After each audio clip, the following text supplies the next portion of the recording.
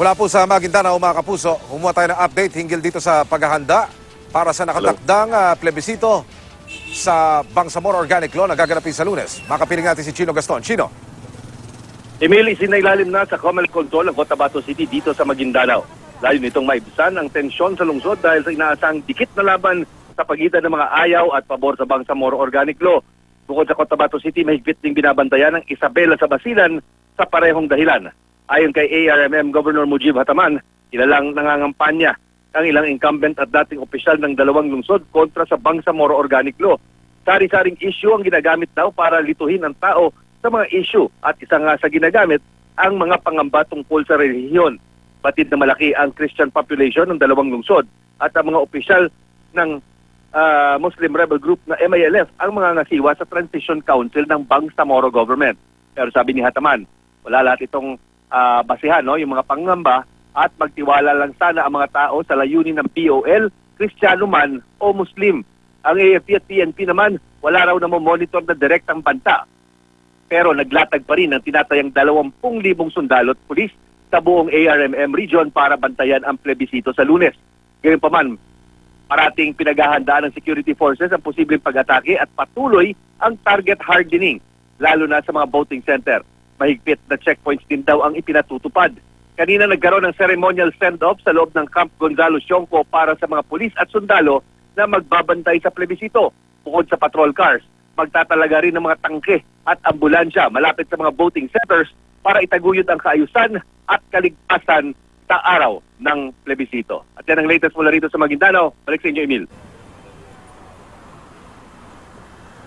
Chino, please, ilang katanungan lamang. Binabanggit mo, 2,000 pulis at sundalo ang ide-deploy para sa pagpapanatili ng kapayapaan sa plebisito kaugnay ng Bangsamoro Organic Law. Visible na ba sila sa mga oras na ito? Alright, correction lang, Emil, 20,000 ang pinagsanib na pwersa ng PNP at AFP na ipinakalat sa buong ARMM region.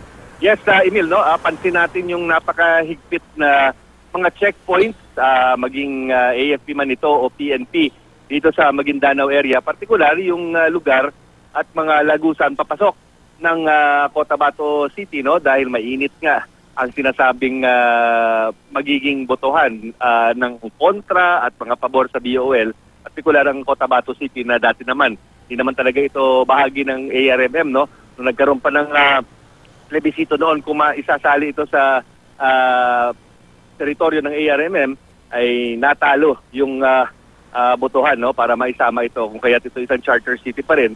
Pero dahil nga sa bagong pangako, pag-asa na hatid ng BOL, madaming nagsasabi na baka panahon ng masama ang Cotabato City dito sa bagong teritoryo ng Bangsamoro government. Emil. Bilang panghuli, Chino, may commitment ba ang MILF para naman sa pagpapatupad nga at mapanatili yung peace and order para sa darating na plebisito dyan sa Bangsamoro Organic Law? Ano ang kanilang share, kumbaga, sa gobyerno?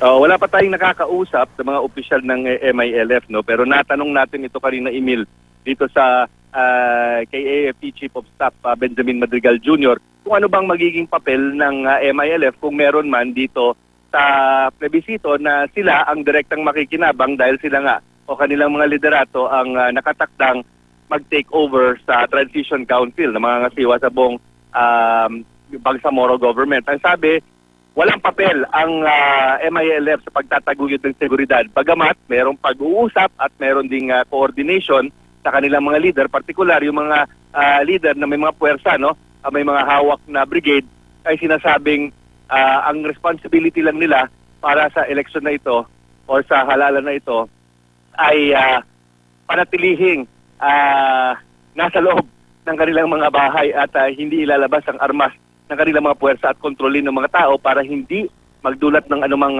pangamba o kalituhan pagdating na ng araw ng plebisito sa Lunes. Emil. Mula sa Maguindanao, ingat at maraming salamat, Chino Gaston.